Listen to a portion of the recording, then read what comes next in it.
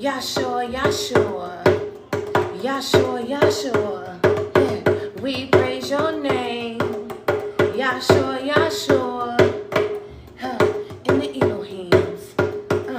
In the Elohims. We praise your name. Yahweh, Yahweh. Yahshua. Yeah, in the Elohims. We praise your name. Yahweh, Yahweh. Yeah, we say the name.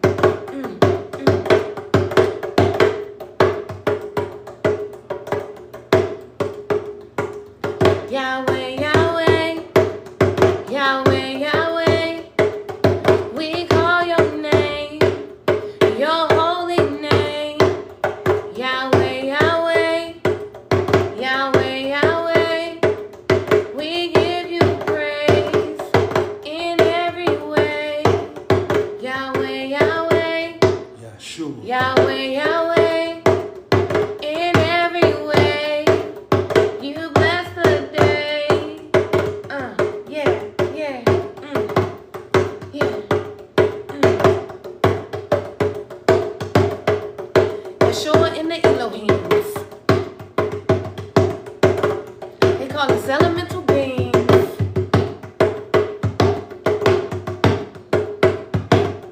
Yahweh, Yahweh.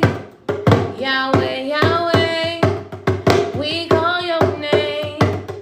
Your holy name. Yahweh, Yahweh. Yahweh, Yahweh. We give you praise in every way. Yahweh, Yahweh. Yahweh, Yahweh. In every way. You bless the day. Go stupid on the drums. Go stupid on the drums. They call us elemental beings. We be tapping in your energy.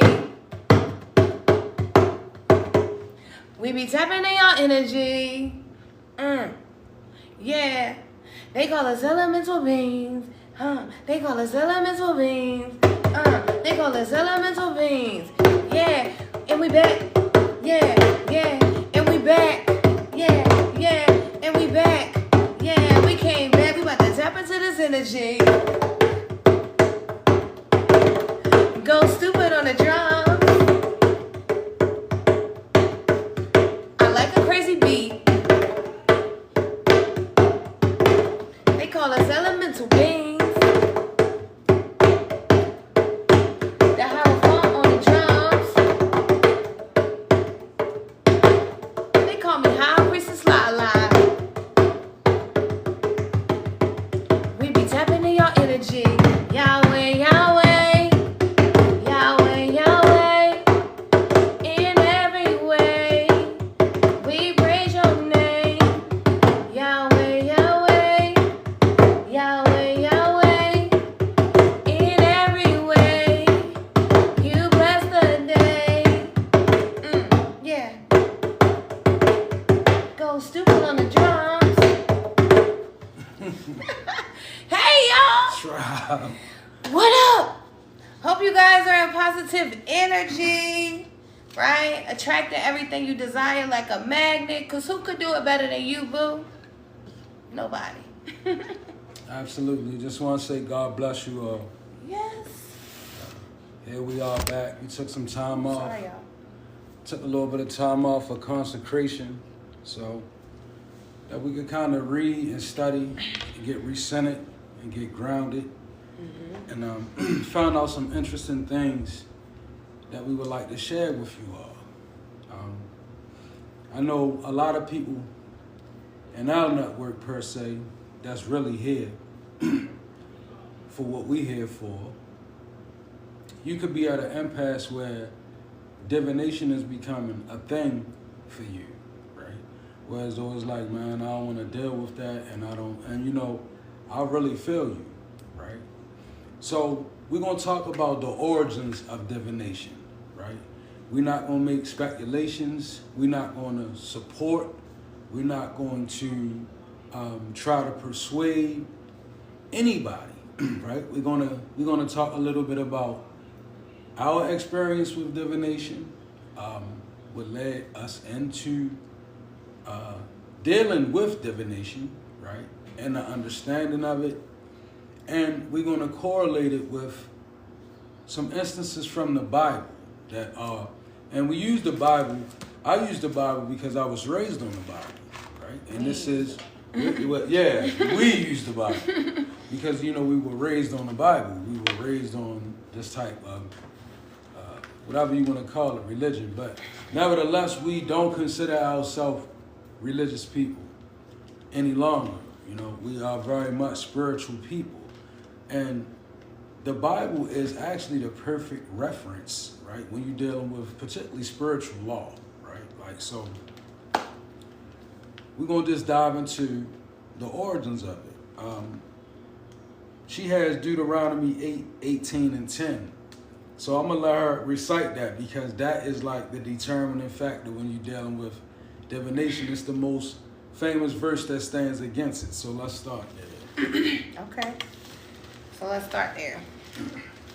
There shall not be found among you anyone who practices divination or tells fortunes or interprets omens. Okay, so let's bust down Deuteronomy 18 and 10.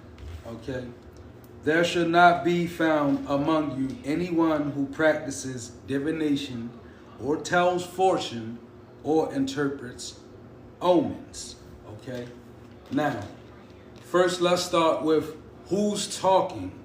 Moses. Moses. Mm-hmm. Moses is speaking. So this is Moses who's speaking. Mm-hmm. Now, let's look at Moses though, and let's ask the question: what is Moses' relation to divination, right? And first and foremost, did Moses practice divination? And if he did, why? Right? So let's dive into it.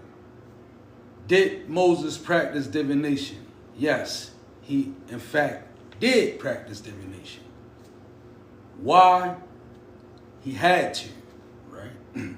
Now, let's understand and correlate all of these energies, right? Moses was, let's say, we're going to use energies. Moses was high priest of the tribe of Israel. Mm-hmm. Okay? Let's use that so we can correlate it. He's high priest of a tribe, right? That's broken down into 12 tribes. Mm-hmm. So essentially, he's at the top of this. Okay, boom. So what does Moses do? One particular time that Moses practices divination was when he relied on the omens of God. The plagues, they were omens, right? Omens are signs that are forthcoming from the supernatural, right? Now Moses advises against them. But we're going to see why did Moses advise against them but adhere to them. Furthermore, let's deal with the Hoshin. Now the Hoshin is a particular breastplate that Aaron wore, right? It's also known as the Urim Thummim, right? Mm-hmm. The Urim Thummim.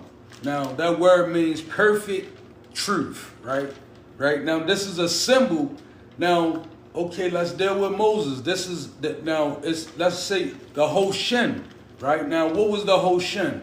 The Hoshin was basically a square, It's like golden necklace, golden kind of necklace, right? And it buried the 12 stones of the tribes of Israel, mm-hmm. But these 12 stones were also in correlation to 12 aspects of perfect nature. Mm-hmm. So they were known to keep the person who wore this was known to stay in connection with the divine, mm-hmm. Right? So who wore this item? A high priestess energy. All right? Because we're going somewhere with this. And we're going somewhere with Deuteronomy 18 and 10. So now Moses has constructed the Hoshin, the breastplate, and he gives this breastplate to Aaron because Aaron is a master diviner of his particular tribe in Israel. So let's lo and behold, Moses is a man that is very much confounded by what you would consider divination. Now, look at the examples of what happened with divination when you correlated with the energy of the Bible. What happened? Do you realize that the most powerful feats, one done by Gideon, was done with the energy of divination by way of omen? It speaks of it in Judges 6:36 and 40, where it speaks of Gideon having a fleece, and it was a word, a command from God to move forward. But Gideon, he couldn't move forward because he couldn't necessarily receive the download. His faith wasn't that strong. So he then resorted to an omen. He took the fleece and was like, basically, God, wet the fleece and let me know that you're telling me to go. So when it happened, he still didn't believe. So he said this to the energy of the Most High: don't be mad at me, but I need you to send me another omen because I'm having trouble believing. So God then blessed him. Why did God permit Gideon to use divination? Why did God permit Aaron? The reason, if you look at what 18 and 10 is saying in Deuteronomy, let none who practice divination and all of these other things be found among you. Moses knew what he was doing. Why? Because God allowed divination in the Bible in accordance with high priestess energy, all the way down to the Holy of Holies. When you go back and you look in Israel, divination, the casting of lots, it was done by holy men. Like Moses even casted lots, right? Now, all of this was done, but it was done from the perspective of high priestess. Why? Because this was a person that was given the ability to communicate properly with discernment with the divine by way of tools, right? But remember what Moses said: let this not be found among you. What was he saying? He was saying, speaking tribal. And you know why? Because people are not responsible enough in a tribal setting for everybody to be running around dealing with divination, right? It wasn't. But when you really study, it's like 3 strong verses in different chapters of the Bible that prohibit divination from people. Okay. But it's like 17 verses where God allowed it, and each time he allowed divination, it was in accordance with the high priestess energy. Like it was, they were the only people. Mm-hmm. You had some information down there from. You want to read? I mean, you want to elaborate? And she had the book of Acts, right? And I want to point this out because first, before I get to this, I want you to know that Moses said, "None should be found among you that practice divination," which means that practicing divination entails a lot. For those who truly practice divination, it gets very ugly because you go through different methods of divination by way of reading entrails and all of that. So he was speaking of this particular type of person, and I'm going to show you why he spoke against that. Can you read it? Go ahead, in the book. Okay, so Acts 16 through 18 mentions a demon of divination that enabled a girl to practice fortune telling, but she lost this ability when the demon was cast out of her. Now, that's important right there. So what's the difference between, you could say, what we doing and what happened with her? This is a woman that's given over to the spirit of divination. When a person is given over to a spirit, it becomes, it's a different energy than a person who is living in a high priestess energy and moving in that energy. This is a woman that succumbed to, when you using divination, you come into contact with all kind of energies. There's all kind of spirits there. It truly is all, and we're going to get to that too as we go along. This is a woman that went into divination and succumbed to the spirit. So she gave over balance and discernment and all of that. And she resorted to fortune telling, right? Which is something that we never do. We never ever predict the fortune. What we do, we read the current energy and we go with what we see, right? Because see, a fortune teller is very much a person that could be tempered among the demonic, because they really gonna tell you things that affect your willpower. Like, imagine if a person tells you, okay, this is gonna happen on this particular date, right? Now that could be a spell casted, because now you living in the energy of expectation, right? Or it could be, we could use the energy of the Bible. Remember, there was a crisis going on, and you know, it was some prophets trying to say like, oh no, God isn't gonna let this happen. You know, like false hope kind of. I forgot the story, but I can tell you, I forgot the chapter, but I know the story. She's speaking about God has sent the word to Jeremiah that it would be death in the land, meaning famine. Dig it? So when Jeremiah got the message that it would be famine, you had a bunch of soothsayers, and they was in the land saying, oh, it's not going to be famine. But when you look at YouTube today, it's the same way, y'all. Like, I want you to understand. First, I want to talk about elaborate. So when God sent the word to Jeremiah, imagine Jeremiah, because Jeremiah is tapped in by way of what? Receiving download from God. That's not a prayer. That's a download.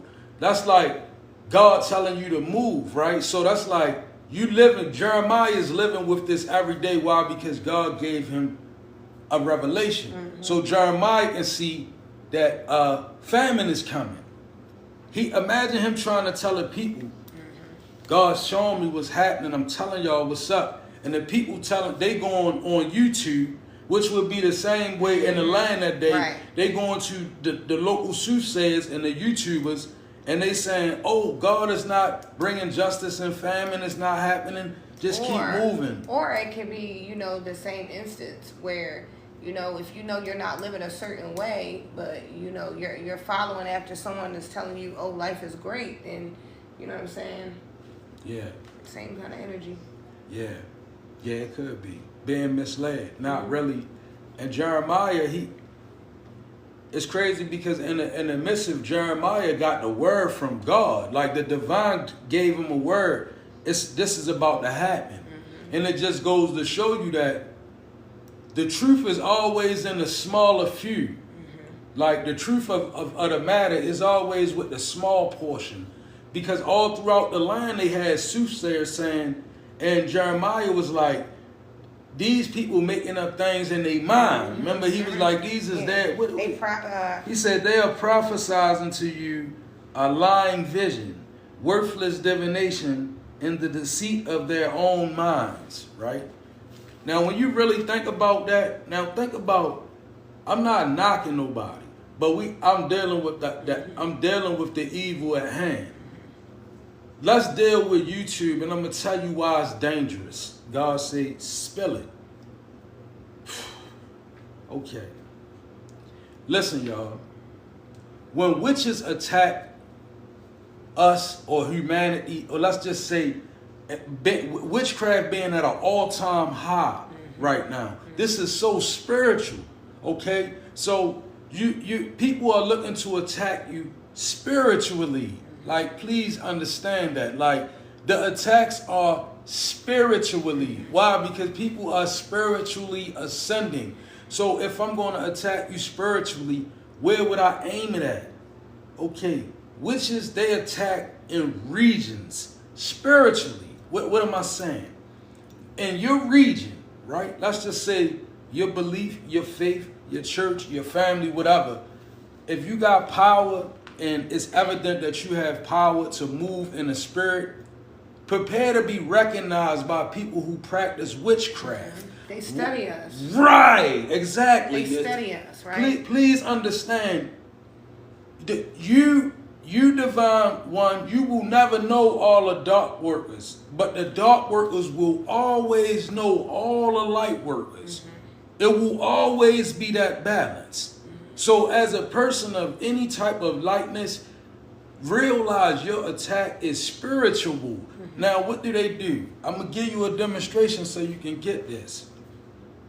Witches attack regionally, right? So let's just say it's you building a faith over here in this region, and you getting other people to pray with you now, and everybody is moving to the beat of freeing themselves, right? What does the witch do? The Bangful, they have to attack you spiritually. Why? Because the spiritual push prohibits natural movement. You understand me? Meaning a prayer from God, right? A true prayer from God, it prohibits the natural movement and the effect of witchery. That's real. So when people see that you pray for real, they can determine you, right? Mm-hmm. They're going to attack you spiritually. And it's so subtle. And you know where most of it happens? YouTube. Why am I saying this? Because look, if I am in a region and man, we praying, right? And we ascending spiritually. You go to YouTube, you get information. You got to be discerning, right? Because a lot of them is working with the program of bonding you. Mm-hmm. Meaning, if we can't find one way, imagine a person having a gang of other witches that sit at YouTube, right? And they aiming at chosen ones. So they got information, right? So the readings become super accurate because your information is now being processed and read through a system of witchcraft where it's like somebody can have a blue parrot that can talk and say a few words. And you'd be like, wow, I got a whole way, man. Let me tell you something. Sometimes readings are not always that detailed. Sometimes it's witchcraft being worked by way of systematic ritual through social media. We war not against flesh and blood, but principalities and wickedness in high places. So you got to push from underneath yourself, right? You can't, listen, we talk about the origin of divination. You know what our origins of divination were? When you look at even Joshua as he gave over the divination, right? And he let one in, and he knew letting one in, one house in, let all of them in. And it's sad to say that, right? But our situation is a little different. I'm going to give you a page because it's ancient, right? We operate in an ancient sort of faith, right now. Why? Why did this happen? See, when you was attacked, right? And please, and I'm gonna tell you this: we not victims. We not victims. We chosen ones. This is the life we supposed to live. We ain't supposed to run. That's real. You heard me. I'm gonna say it again. We not victims. We chosen ones. This is the life we supposed to live. We ain't supposed to run, right? So what happened? We got attacked by a level of magic that can finish the average person. But what it did, it brought us into levels of attack. You can't imagine being attacked in your astral realm, and you waking up saying, "Oh my, what is this, Lord? Lord, I know I got faith, but this ain't a part of the design, nor the game. This ain't never been explained to me. What is this right here?" You know what God said to us? Increase your faith. Look into that now. Why? Because you was attacked by it, so now you use it. This is called transmuting. Okay. If you don't know the word transmuting, we giving it to you. See, you attack something that God chose. Right? I'm going to say it one more time. We not victims, we chosen ones. This the life we supposed to live. We ain't supposed to run. Right? When we got attacked by methods of divination, methods of astral projection, what it did, it increased the faith and pushed us into ascension. See, once you see it, you can't unsee it. It's real. See, once I'm brought into that realm, I'm in here now. We in here. It ain't like when Joshua chose. No, we bought into it, right? So that means that, okay, walk the darkness on a leash. So now that this gift is awakened in me, right? it puts me in the high priestess energy, her as well. And that's real. And that's for anybody that's not bold, that's not arrogant, that's confidence in the Holy Spirit, right? What protects us, right? It's the same thing that protect Gideon, right? See, people, boom, there you go. Appreciate that. It's the same thing that protected Gideon, right? It's the same thing that protected Jeremiah. It's the same thing that protected Moses. It's the same thing that protected Aaron, right? It's a level of divination allotted to the high priestess. Why? Because this is the level of warfare where we at. I didn't sign up for this. I didn't sign up to do this. That's why you don't see us on YouTube with 1,000 views and 1 million. Because you know why? What we saying is really real. When we tap in, it's by way of being drawn in. God say you in there now. Now, what do you do when you have an affliction, right? Because divination can be a spirit of affliction. So what do? You bring it all to the altar of the Elohim. You bring it all through the power of Yeshua. You bring it all through to the power that strengthens you. No, people not going to understand it. But understand the power, though. You know how many people, not arrogant, once again, only in the Spirit of God. It's so many attacks that we suffer spiritually, and people often say, well, what is protecting those two people? It's the faith in what we telling you. Don't let lack of knowledge make you perish, chosen one. You know how they got one leg up on us? I just told you. They sit back and study all the light workers. All of them. Meanwhile, we don't know none of them. You know that? Did you know that your enemy, you won't know your enemy? But then again, immerse yourself in spirit and allow yourself to be baptized in true faith and true understanding. Then you will begin to see him. That's real. Then you will begin to see your enemy. And one thing you will understand is you have to know, you got to know your enemy. You got to know yourself. You got to know thy enemy. You got to know your enemy. And that's not, see, because if I can't see my enemy, I got to know my enemy. Right? That's real. That, I'm trying to tell you how real that is. Please hear me. Listen, I want to explain to somebody because you're kids, right? It's your children. And I want you to understand, listen to me. And this ain't got nothing to do with divination. This like how Daniel was moving. Ain't no tarot cards in front of me.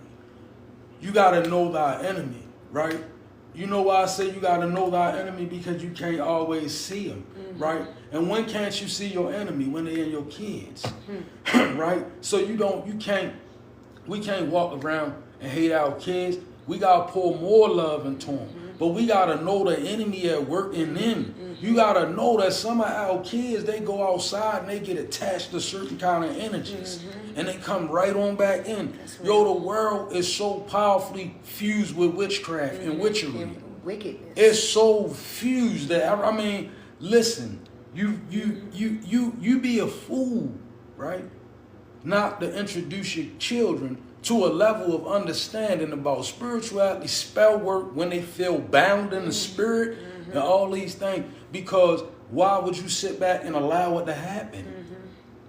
I'm just being real about it. Like anybody in this collective, this is what we do over here. Right? That's real. Man, listen. You know, I love what you're talking about. Just try and plant some seeds. That's real. You know, we've been studying, we're in the book of Deuteronomy, like we were speaking about, you know, and I think it's so great, you know, what you're saying. And, you know, that book is pretty much devote to the Lord alone, right? That's what that book is pretty much talking about. Devoting fully to God, right? And, you know, the book speaks about when God you know, what I take from it, when God tells us to make a move, we shouldn't hesitate, right? You know, and when God tells us not to be afraid, we must not be afraid, you know. No matter what the situation looks like, when God tells you don't be afraid, do not be afraid. Because if we go back to Deuteronomy, you'll understand that, you know, when God was sending Moses and his people to occupy the land, the men became afraid, right? But God promised to lead them And they began to complain, so God got angry. Yes, God will get angry, right? Yes. If God is telling you to do a thing and, you know, move a certain kind of way and you just won't do it, God does become frustrated and angry with us, right? So he banned them from the fertile land that he had promised to give to their ancestors, right? You know, and because they thought their children would be seized, right, by the enemy. And it was like, you know, they didn't have faith in what God was telling them to do. So when God is telling you to do something, do that thing, move, you know, have faith, know that God has your back, right? We don't want to frustrate the grace of God, right? Yeah. So I feel like it's 2025. When God is moving you to do a thing, move. And it's crazy because, y'all, the verse that she's speaking about, God became mad with them because they was in fear of the enemy. But let's talk about the enemy, because we face the same enemy, right? The book of Enoch speaks about giants, and when the giants essentially got wiped out from the earth, they were forbidden to inhabit a mortal body with their spirit. So their spirit was allowed to exist in this realm as the demons that we face. Right, and think about it. That's wild now, but think about it.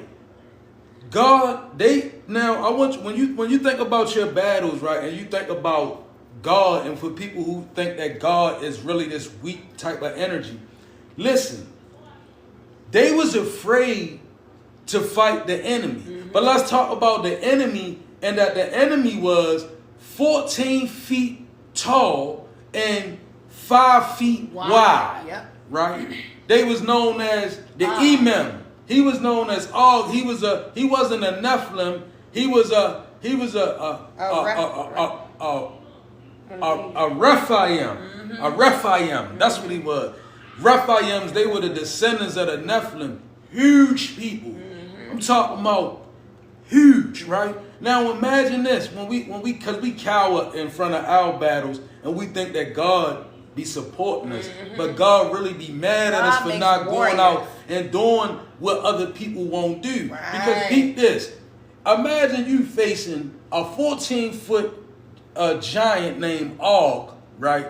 And his body width is 5 feet wide. This is who you facing. But God telling you, I don't care nothing about how big he is. Go fight him. And this is why I like Caleb in the Bible, because Caleb, he was like, oh, we could eat them for bread, though. See, he was tapped into the divine. All of the other spies came back and was like, man, we can't beat them. Their fruit is the size of our head. Right. First of all, they weren't even supposed to be spying. They were supposed to just go. They supposed to just went. Right. They spying and everything. They come. So it's like when you look at this, and it's very relevant, because these things that we see, we overlook them because we go with. Do you know that witches make some biblical trends popular so that you can get stuck on that and not really ever read or get the truth of what you're saying out of your mouth? The devil know every loophole, right? The devil know every loophole to get you in a whole situation where, boom, you in a situation. Man, I done been in them time and time again so I can speak about it, right? But the one thing that the devil can't do and will never ever be able to do. Yep, that's right. He can recite scriptures and all that. Yep. You real. Man, what? That's real. Down with the best of them. Down with it, better than the best of them. You know, I wrote something that's so real that you said that. I had wrote something yesterday about, and keep on, babe. I had wrote something yesterday, and it's relevant to what you were just saying. Beware that demons are also able to perform miracles, and they can and will use everything in their power to fool you. I wrote that yesterday. Yes, indeed. Yes, indeed. And you know what? It's so crazy because, y'all, before we step to do this message, we had big battles with the demonic. I'm talking about, I battled with the demonic so hard all last week. Listen, I want to explain to y'all how real this really is, right? Yeah. As we were resting, right, in our sleep state, I'm now speaking in tongues in my sleep. Speaking in tongues. I'm now sweating in my sleep. I'm getting up out of my sleep. It's people coming to me, and in my sleep, I'm offering the highest praise comprehensible to my knowledge, which is hallelujah. But I'm saying something completely different in the spirit. One night he grabbed me, y'all. He was like, say Jesus. She protected. And I'm like, what in the world is going on? He's sweating. He's speaking in tongues. I'm like, what in the world is going on? This real spiritual warfare over here. And it was during consecration. It was when we decided to see what I'm gonna tell you. What made us fall into consecration? I woke up one morning about 2 weeks ago, and I felt question marks in my spirit. So I said, this is an attack, right? Because I know what God told. I know what God did. I know what God... See, when God moved you out of death, sheer death, your experience is different. I've been moved away from death too many times, but this last time it was too extraordinary, right? It was too extraordinary. So I said, all right, I've been doing this for some time now. What's the question mark? And I began to say, the devil is the evil, right? It's fighting different now. And I can't quite figure out what's going on, right? And I figured it out. I never told her, but I figured it out. You know what I said? The spirits of divination. We got to sort them out. Because see, we deal with divination from a high priestess energy. Check in the Old Testament and you can see it. We don't practice rituals of divination. That's why you can never really understand what it is that we do. We anointed by God. So I began to say, we got to sort out these spirits of divination. Right? And then I realized, like Joshua, when you let one in, you let them all in. That's real. Right? So they get to running rampant. Right? They get to... And this is why the high priestess energy got to deal with it. And this ain't tooting our own horn, but you got to be balanced enough to be in there and be like, okay, this is what's needed. So consecration, it brings clarity, right? So it's a need to understand what you dealing with. You know, that's what the titles that we hold, right? This is why we do. This is what comes with it. Like, this is what comes with it. So it's to say that over here you safe to build your spirituality the right way, right? Listen, you got baneful intentions, because I can promise you the spirit at work through us is working against that. It's not working in alignment with that. Like, you know, like y'all see the system of witchery that's going on. Like, you ever seen a person, one of the reasons why God forbids divination is because it creates a lust in you for the knowledge that God has prohibited. That's right. Right? Now, every high priestess in the Old Testament that had to deal with divination at some form, even down to Joseph, right? Joseph even said, I'm a man who divines, right? I use divination.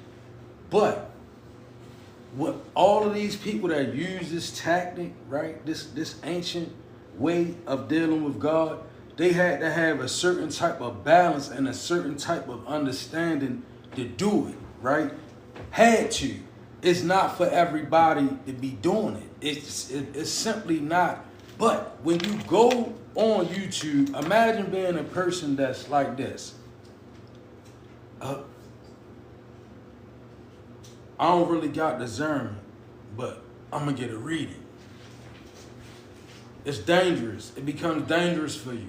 Because now, even for people like us, it could be dangerous, and it has been dangerous. At the beginning onset, Spirit threw me into a world of many tarot readings for many understandings, right? And it was different for me. My experience was a lot different.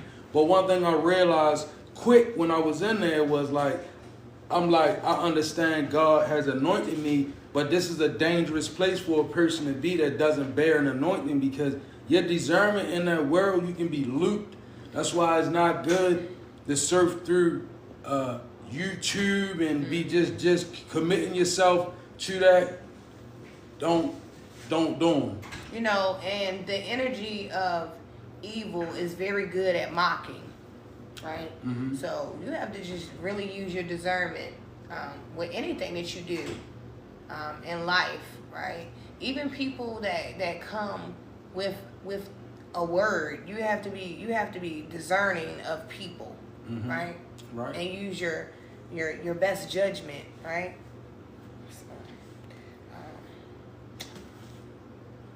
All right, let's talk about this. Crystals. Oh, yeah. That's Okay, like that. so let's talk about this.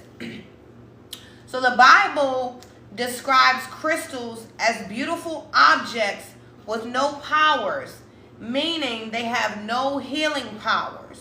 So, you know, I was like, well, maybe we should explain why we wear crystals, right? And, you know, we wear crystals for exactly what they are, beautiful objects. And our power comes from God, right? I think people get things so confused, you know. We understand that, you know, these are beautiful objects that God created. They have absolutely no power. God has all of the power, right? When you begin to put power in other things, that becomes what? Ideology? Ideology. Okay. You begin to idolize Right. things. Now it's important to point out that. And it's also important to point out this, because Sorry, we just my thing spoke. falling out. We just now spoke about the Hoshin, Mm-hmm. right? And the Hoshin was You heard 12 very powerful You stones, heard me. right? But why were these stones powerful? But yet the Bible refers to stones as being Beautiful objects with no power, because the power was placed on them, That's right. right? That's So right. you It's in again. you. The power is in each and every one of Right. us. Now, if I'm a person and I have a kind spirit, Mm-hmm. I'm talking about that's my energetic signature. And I wear this, right? When this departs from me, of course my energy is still going to be with this. It's no different if I'm very dark and I wear something in my energy. This is why we do pray. But the stone itself, mind you again, is not charged with a spiritual power. That's right. So don't let Right. witches trick you. Right. Like you can charge a stone with power. We try That's to right. give it It's to not you the real. source of the power. It's right. That's right. The stone is not the source of power. There you go. That's right. And consecration is important, because you can consecrate objects, and you can place certain powers around anything that you consecrate, right? Dark powers as well as light powers, right? That's why it's important to focus on consecrating, particularly yourself and your mind and your thoughts That's on real. right things, You know, that's real. on God, right? Because then you become a consecrated item. That's protection within itself. Like when God look at you as a consecrated source of energy, it's a different protection that comes along with it, because you put yourself in like precious standings with the Most High. You know, you said something yesterday, and I didn't get exactly what you said, but you know, you say a lot of good things, and when I have a pen around, I try to write them down. But you were saying something about, you know, when certain people are in your life, you don't even have time to teach or learn or whatever, because you become so busy with that person or energy, right? And I think, you know, right now it's a time to really, you know, maybe go on consecration yourself, right? Or heavy prayer. You know, prayers change things. You know, the Hierophant was listening to this thing, and it was really impressive. It was this particular man, and you know, he had practiced really dark things, right? And so he was saying how you know, it was like a prayer group or something like that Yeah. for like 90 days. They did like a thing where they prayed for like 90 days together as a group. And it was like really moving things, right? Yeah, they shut down witchcraft you know, in one region. You know, we always stress on this channel how important it is to pray, right? Begin to pray more. Our prayers really move things, right? God hears us, right? Begin to pray more. Right. One thing about prayers, I'm going to tell you something. Prayers are so effective for people who are connected to God because they are so secretive and you are so top secret in your prayer. Like, thank you, Spirit. Please believe me. Private property. Your prayer is, because I'm telling you, a person can throw the most high-tech witchcraft at you. Put it down, look, bam, set the detonate, right? And when you really connected to God and he know you a child of prayer, you will just feel a wind blow you back into a sense where you be like, and you know, the one thing about chosen ones, chosen by God, we know when there's a level of spirit coming at us because you get that feeling and you know ain't nothing else strong enough but prayer. You know it, like, and when you go to it, boom, it stops everything. That's real. I don't care what nobody telling you. Look, when you go to the energy of your prayer, boom, it stops everything in the spirit realm, right? So don't ever be confused by what you see in the natural. That's spiritual malarkey. You heard? What you looking at in the natural is foolish in the spirit, right? Trust me, because you can push. Listen, you can push your energy back so hard in the spirit through the grace of prayer, right? And the person that's effectively maybe driving the spirit at you, they might show up in a picture on social media shine. And you may be fooled. You may be like, about this, but I want you to think about it. You know how when the energy of your prayer been sent? Thank you, God. When you reach God in that sincere praise and you send that prayer, when you get up, you feel it easy right there. Ooh, right. Like you feel it easy right. That means it's gone already. That's connection. You know when you down and it's the spiritual warfare and you just, and you go there, right? Because see, dark people don't know nothing about that. They just go get high, right? They just go get high. They just go do whatever they do. And I don't knock nobody, you know. We all got to do something out here, right? But what I'm talking about is that prayer that, you know, when that get high don't work, you know, that prayer when on nothing work, when you just like, boom, when you say that and you get up, you get it easy right there. That's when it's gone back. That's when God is moving. So I want to teach somebody something. Prayer is effective, particularly in your spiritual walk. You know, as many as are led by the Spirit are the sons and daughters of the Most High, right? That's right. As many are as led by the Spirit, right? You have to be led by the Spirit. And look, God wants me to tell you, you may find yourself in cahoots with some spirits that ain't always so right, because you're a spiritual being. That's right. But let your governing power be rooted in God. That's right. Let that which governs you be rooted in Christ. I advise you, Christ. You know, let that be your governing power, right? Then you begin to understand many more things, and you begin to have. See, Spirit wants me to say like this: we lose and we perish due to lack of knowledge, y'all, and that's the truth. Like, yeah, it's some dark things that you may need to study to protect yourself. And I know, you know, that might be too real for some people, but that's true, right? How can you be what you don't know about? You might need to study the darkness to protect yourself, right?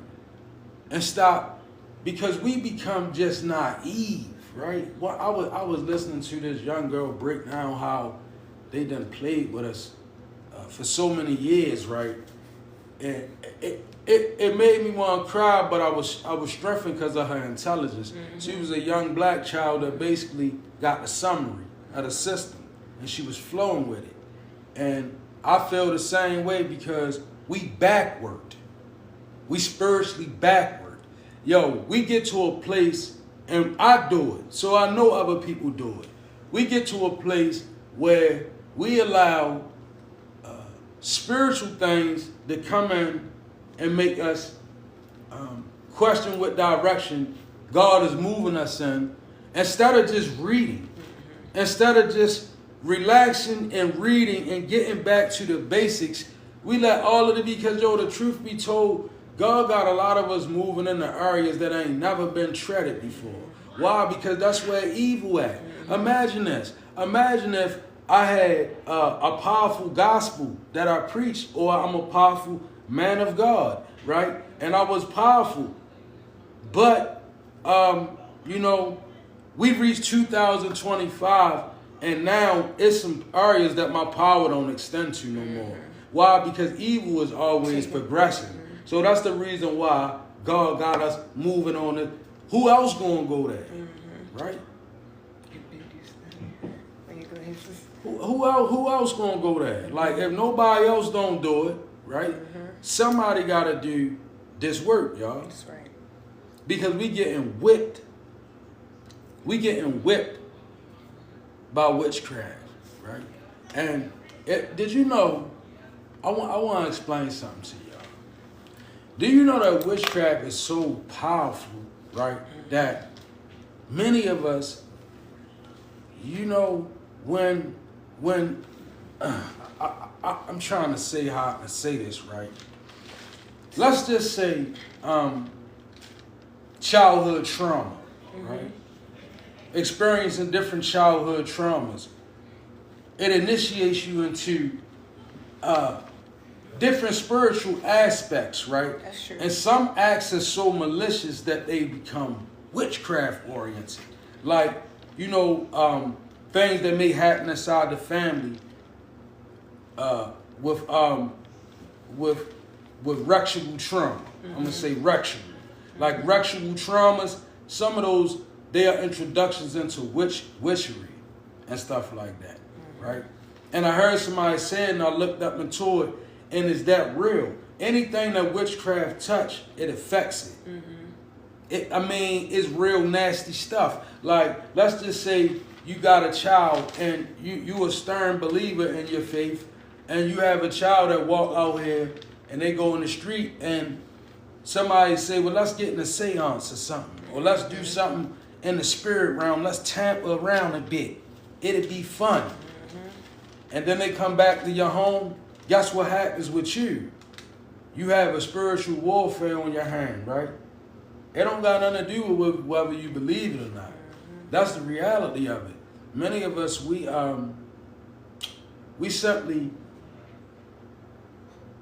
simply just in battle with things that we not aware of. And a lot of it is right around us. And a lot of us, me, myself too included, I speak for us, but I say me because we invite different things into our lives, right? And sometimes we just not aware of the ramifications of it. Like, I try to keep myself grounded, and I try to keep myself purpose to do what I'm doing for myself and for y'all. So that really shields me from a lot. At least when I'm in wrong, I'm able to back up and, kind of get it right. But I fear for some people, because some people, they completely go wrong underestimating, like, Where it can lead you. You know what we underestimate? Thank you, Spirit. We underestimate the value and the need for the protection of God. Why? Because the enemy get to convincing us that we can go in the spirit realm and do things on our own. When you really getting in touch with a wrong entity, when you pray less but do more spiritual things, you got to begin to ask yourself, what energies am I connecting with? Because prayer is going to ground you and center you, right? It's going to help you.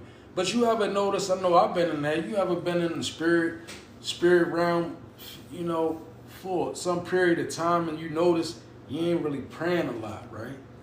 I'm not saying you dealing with malignant spirits, but when there's less prayer, you got benign spirits and malevolent spirits. So they both there. So if I'm not praying to fortify myself and where I stand, what happens to me? Because if you're a spiritual being, thank you. Always remember, even if you highly, you could be benign, man. I mean, you could be a benign spirit. You could be a powerful, good, hearted spirit. But always remember, it's a malevolent energy that's waiting for a crack to get in your field. So let's say you go through a heartbreak or you go through any of these things, they result in an entity pushing up on you because you're a spirit being. The only thing that reinforces us from these type of energies is prayer. Like, you got to constantly put yourself in a mode of prayer to protect yourself, even from your own self. What about a prayer to protect you from you? I pray all the time. Okay.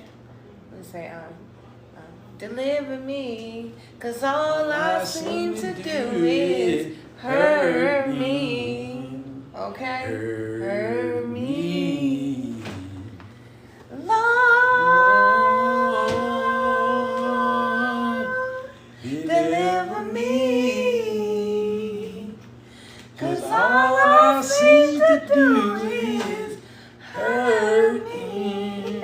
Okay? Hurt That kind of me. Yeah, man, you got to pray against your own self, Because it's like,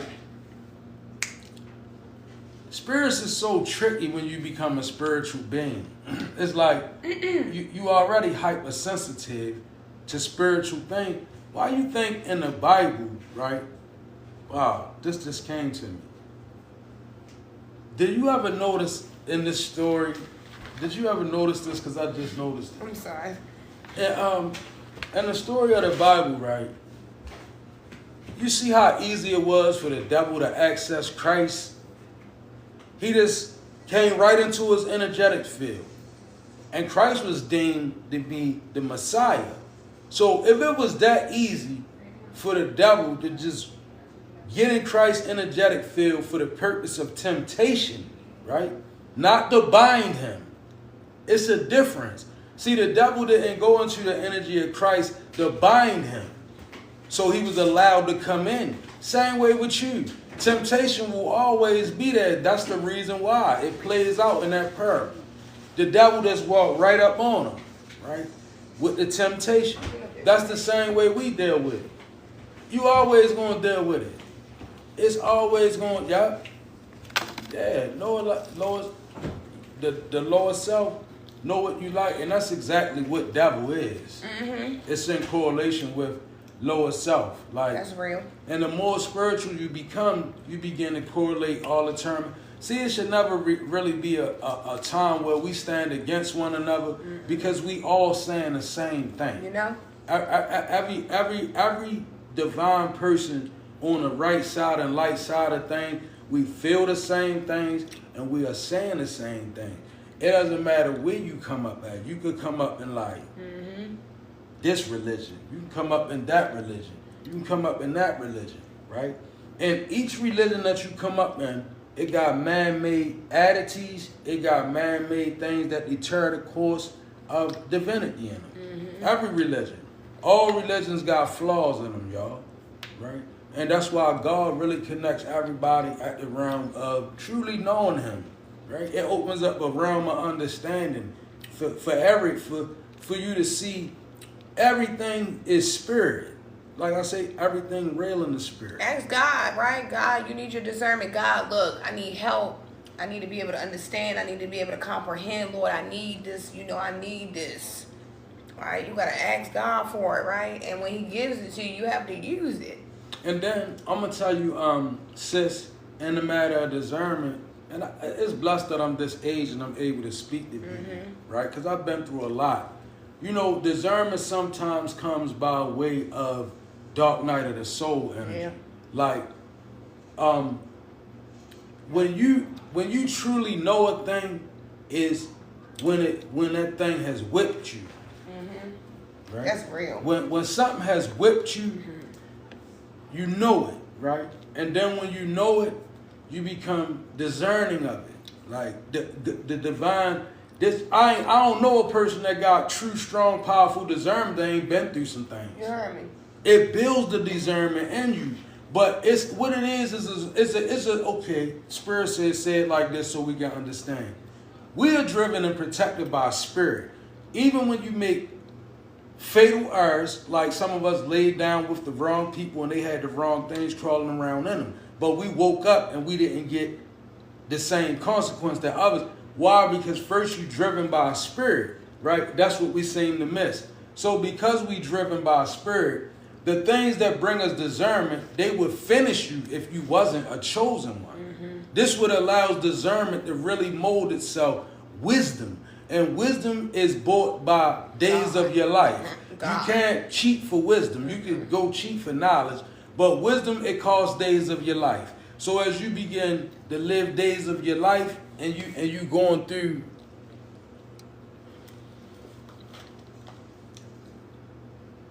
and you going through some things, the whole time you going through and it's not breaking you, you know that what don't kill you only make you stronger. Definitely real. Perseverance. Because you going through it, but you being built. And I promise you, when you get on the other side of it, you gonna understand God was building discernment in me.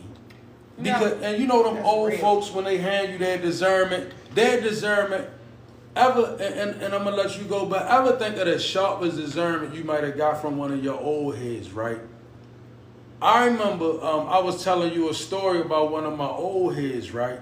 And I had been away from my neighborhood for some time, and I had cleaned up, and I had got baptized, and I went back around there, right? And when I went back around there, you know what my uncle said to me?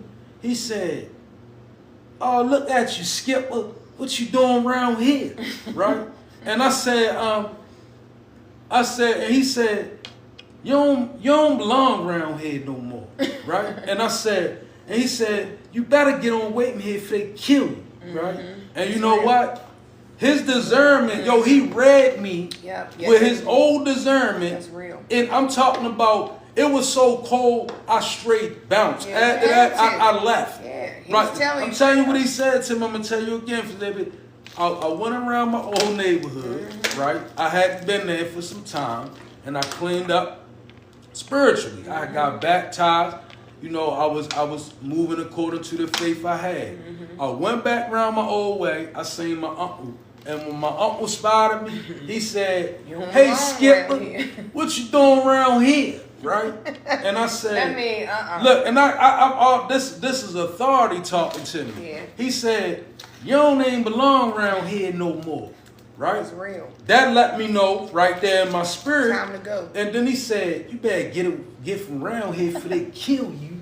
Right? And it wasn't that he was talking about naturally, which very well could have been that as well, right? Danger is very real.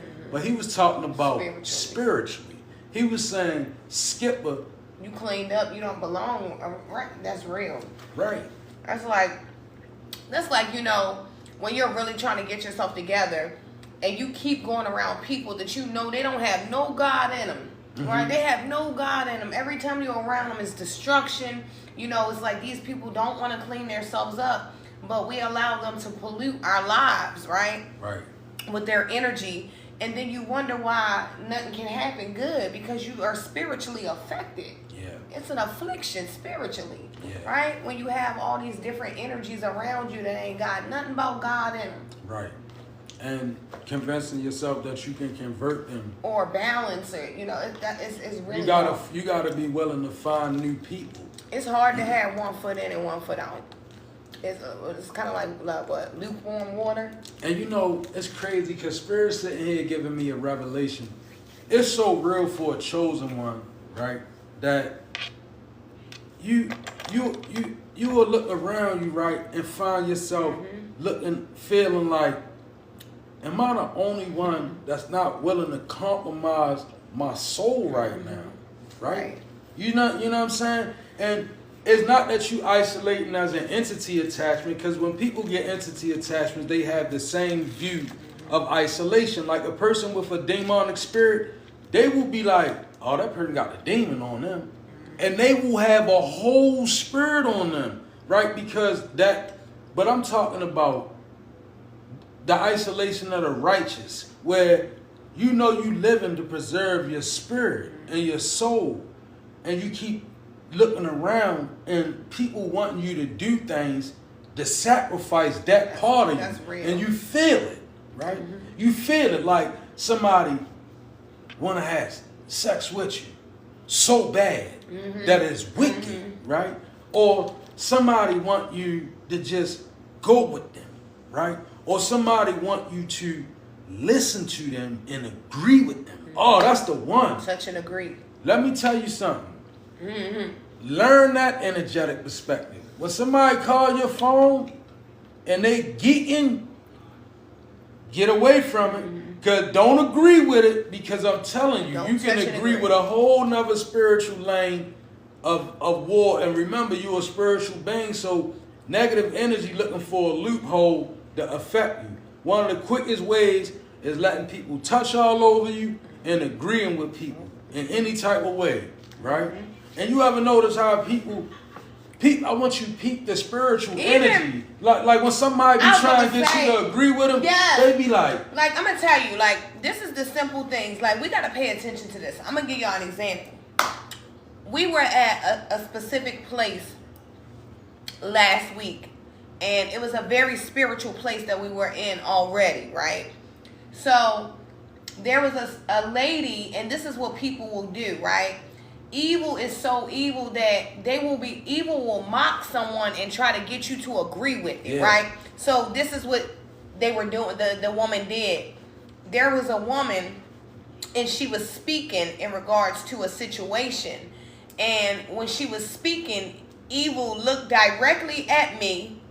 We locked eyes, and she said, to laugh at the woman's situation. Oh, right? yeah, I peeped that. You know, I did see that. You know, evil wanted me to laugh with that red dress. With the red coat. I saw her, and evil wanted me to, evil will lock eyes with you to try to get you to agree. See, now the agreeance would have been me laughing back. Right? So now I've agreed that we are mocking this lady. You got to be careful with that. Right? That's what people do. They'll use little gestures and things to try to get you to touch and agree with a thing. That pay attention to what you're agreeing to. Right? Be compassionate, empathetic, and show love to people. All of us are going through some kind of thing. Right? The story just unfolds differently. It looks differently. And it has different characters. Right. Be kind. Show love. No doubt. Right? What are you really living for? What do you really stand for? Right? Begin to show what you really stand for. It's a must. Like God say, choose this day and time whom you will serve. Right? That kind of energy. And there's a need for all of us to really begin to study the Old Testament. If you believe in this faith, such as we do, but begin to study your old literatures and begin to really, really inform yourself, because it's a need for a true spiritual relationship with God now. You're dealing with people who are truly dealing with spiritual instruments and elements. It's not like people only using word of mouth to destroy you now. People using real magic spells to destroy you now. You know what I'm saying? Right. That's right. Songs and Proverbs. We're gonna keep what? We're gonna keep coming on here spitting things about it. So that's great that you guys are in it with us, right? We all in this together. And it's funny, sis, that you said you in Psalms and Proverbs, because you know what? That's where the baneful witch bees into. Psalms and Proverbs, because believe it or not, evil people like to study our laws to see what tricks. See, think about it. If an evil person studied the Bible, they learn the consequence that God put down on evil action. So they learn how to draw you out into the situation. Right, push you to do, evil will push you to do they're going to push you into to do whatever the situation that you got to do. And it comes from... That's so real. And it's not about... And that's why I explain to people, it's about That's real. Determining who you serve, and the law comes to you naturally. That's right, baby. Right? It's gonna, like sis say, I'm in Psalms and Proverbs right now. You know. But the law is becoming living in her heart. That's so right. what I'm saying is, in a situation where spiritual knowledge is required, it's gonna be there. That's even right. if she don't know. And that's right. It's gonna be there. That's The right. know-how is gonna be there. Why? Because the faith is there. See, it's something to be said about a person that put their faith in God as opposed to a person that put their faith in these types of things. Like, well, what can I put together to bend the will of the divine? Or what can I put together to destiny swap or do these things? Now, when you got a person that say, I'm going to put this prayer together, or I'm going to work my power with the elements, or I'm going to do whatever, what comes to me naturally as a believer, right?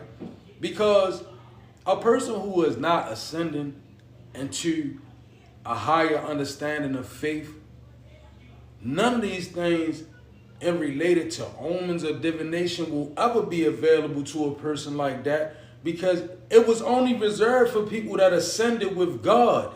Like, yo, when you really look at what they did with God, the level of power that God people moved in the Old Testament, it's the same way we moving, and we moving like that because look at how the witches moving. They moving like the prophets of Baal moved. Like, well, you know, God makes warriors. You know, look at all the people that represented the Most High. You know, look at all the people that represented. They were warriors, right? They were spiritual warriors. They were people that were strong. They were people that, you know, they exuberated perseverance, strength. You know what I'm saying? Faith. So God doesn't make any weaklings, right? You know, what we have to do is we really have to learn how to control self. Controlling self put you on a whole nother level anyway, right?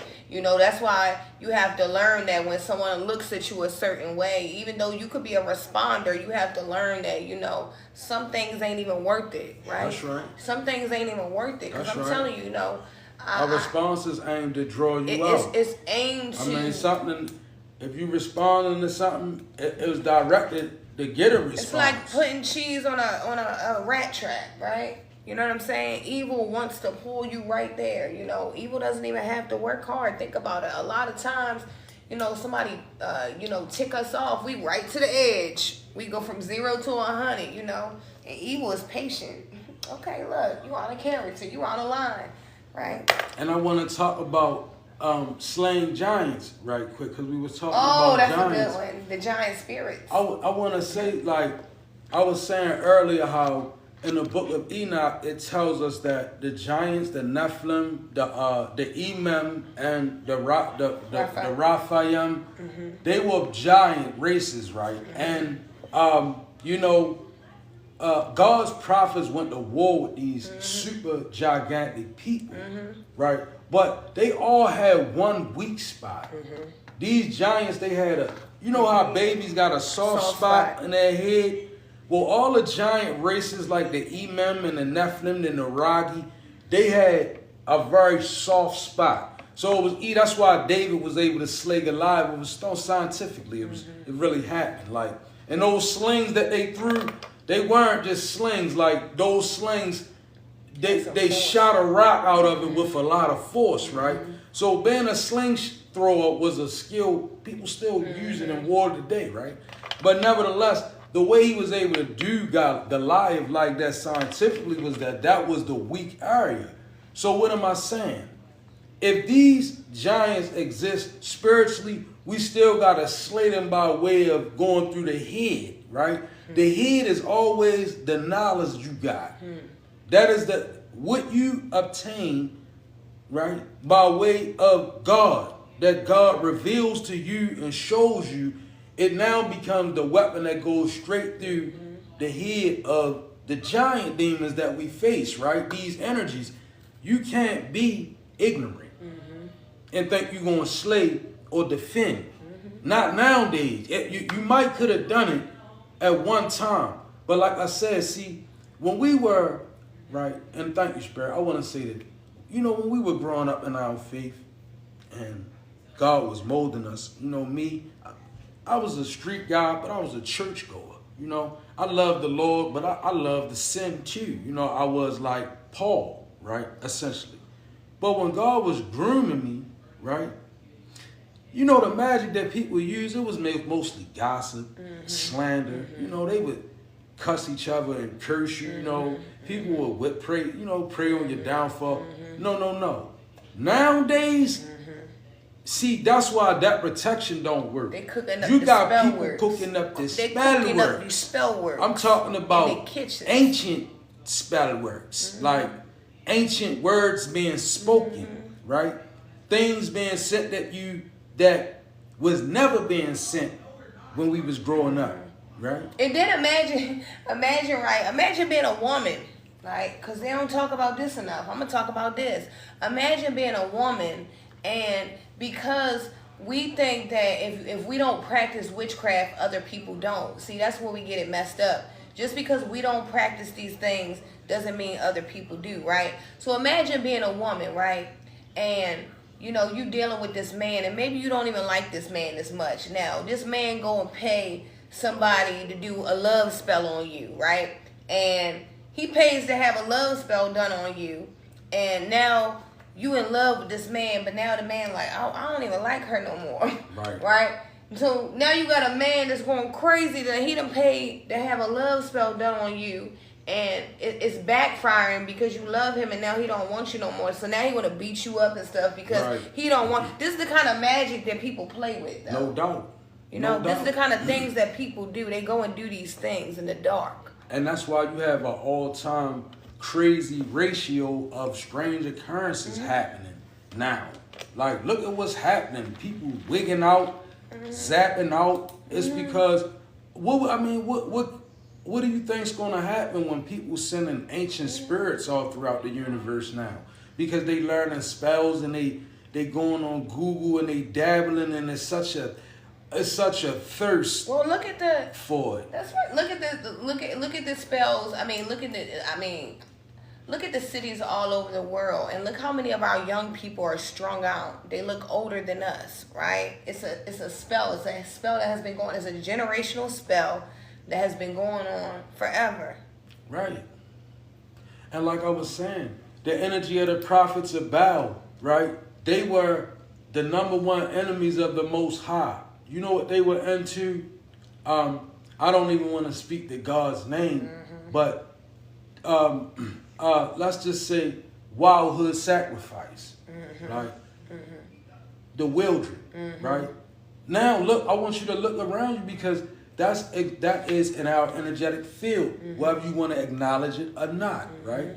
Our young ones, they are being sacrificed in so many ways. Right. They don't know what they playing in so with. many ways, all the way down. I mean, it's all the way down on every level of sacrifice you can think is what the enemy is aiming at, and they aiming at the younger ones, right? Or the people that have a childlike spirit.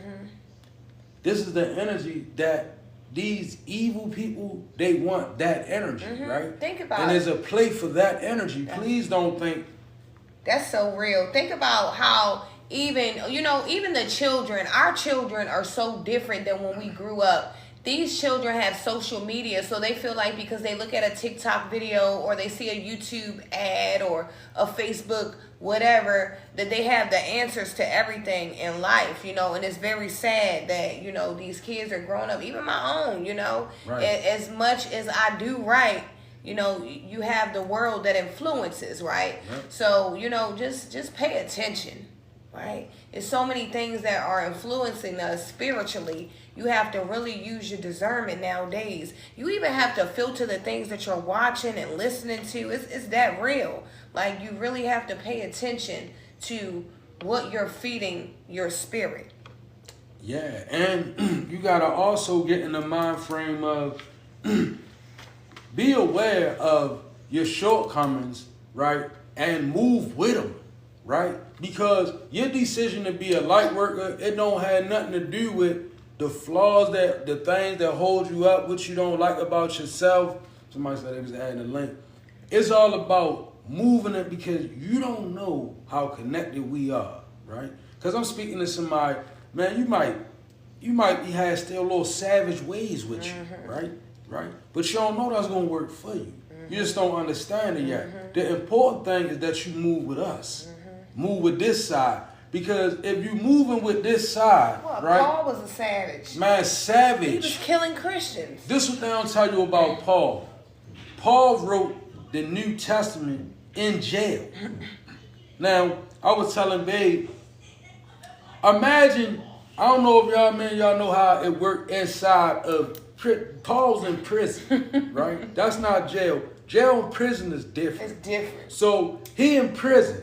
Now, if a man writing a holy book in prison, guess what? He got to be a hard man.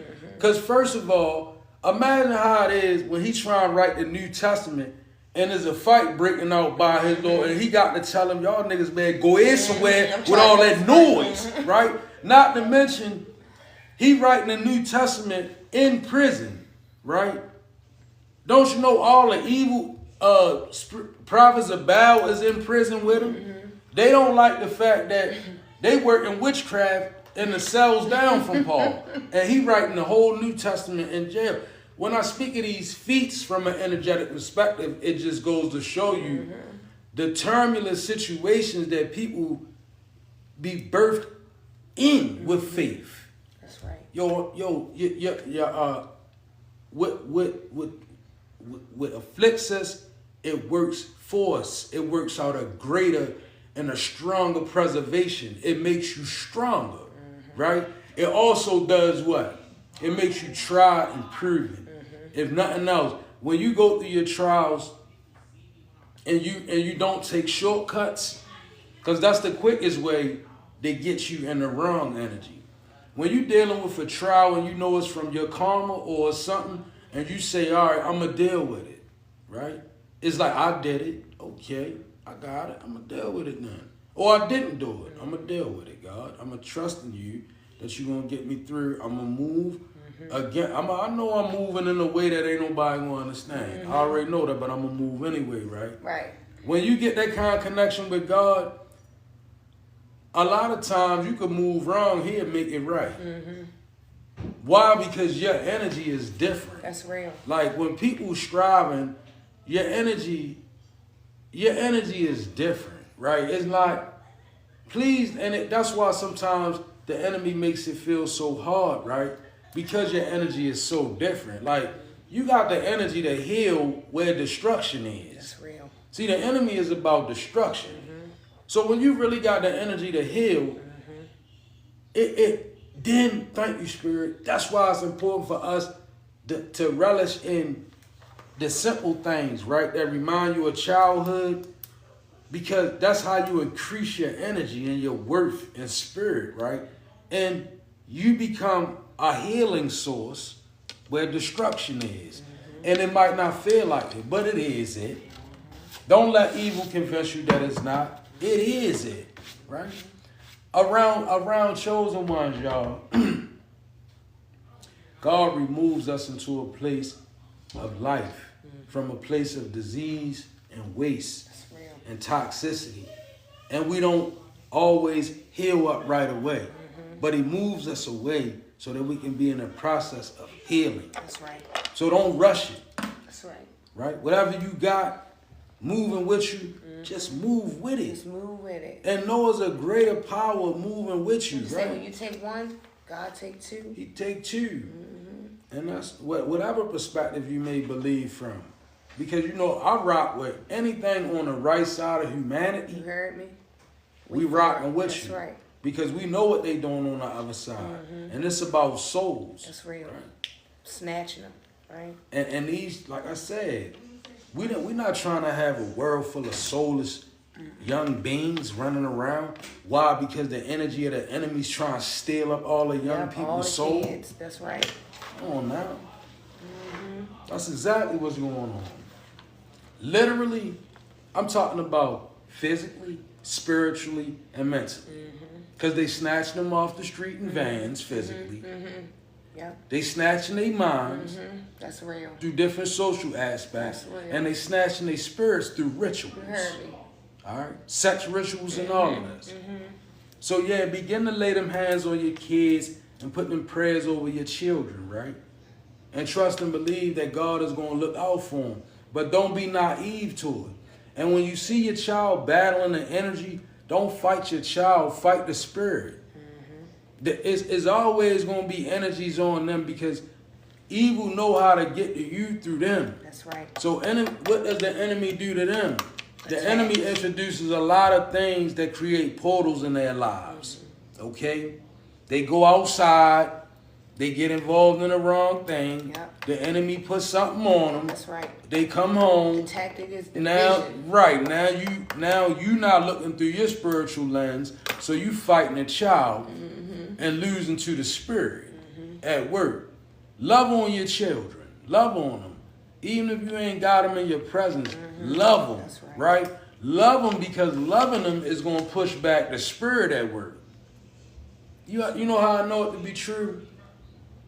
I remember seeing a vision of this one young black kid, man. He was real aggressive. He was real hyped that he was built and all that for his age.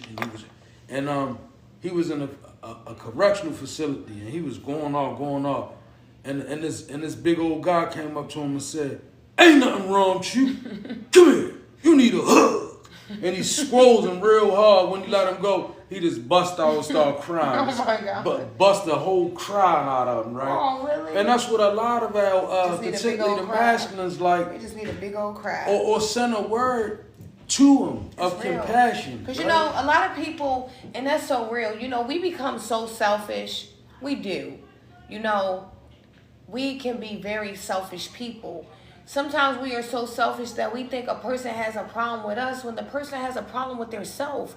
They can't love their self right now. You know, it's not that they don't necessarily, they don't love themselves, right? If a person can't give themselves the love that they so truly need, then how can they love you properly? You can't expect them to love you a certain kind of way when they truly don't even know how to love themselves. And that's when we become selfish, you know, feeling like, you know, well, no, this person needs to learn how to love themselves first. You can't expect love from something that don't love themselves.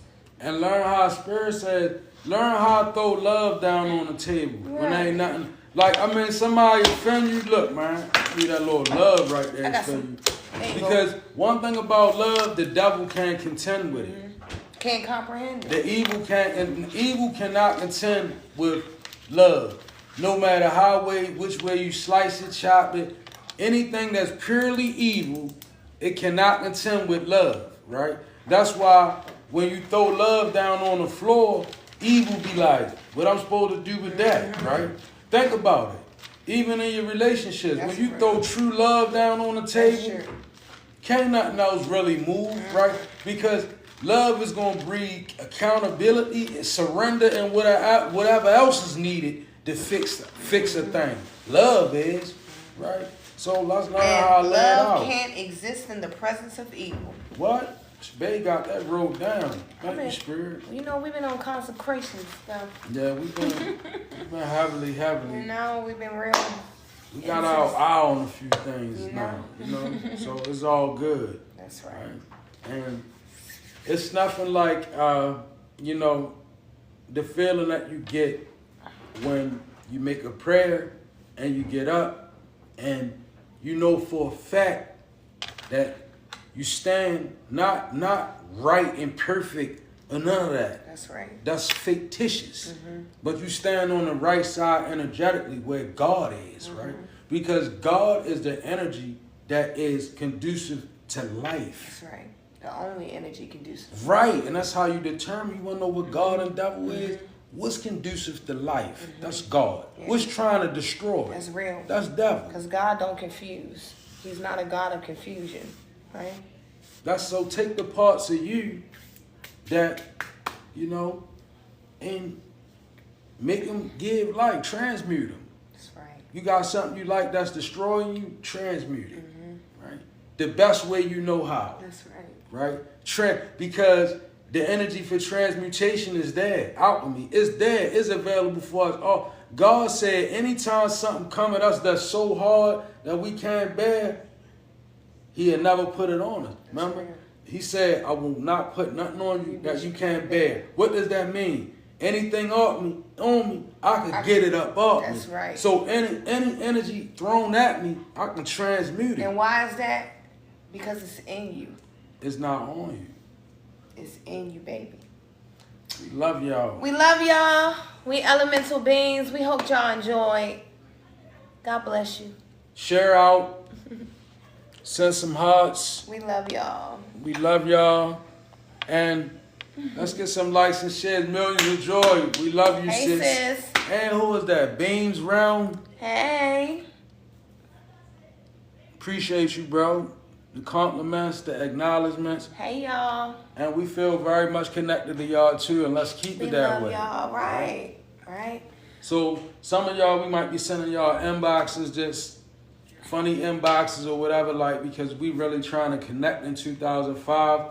We like to throw a ball and get, like, you know, a tribe. We can put some strength into some things. And I'm talking about real time, real life motion, you know. Trust and believe. So we love you all. Better together.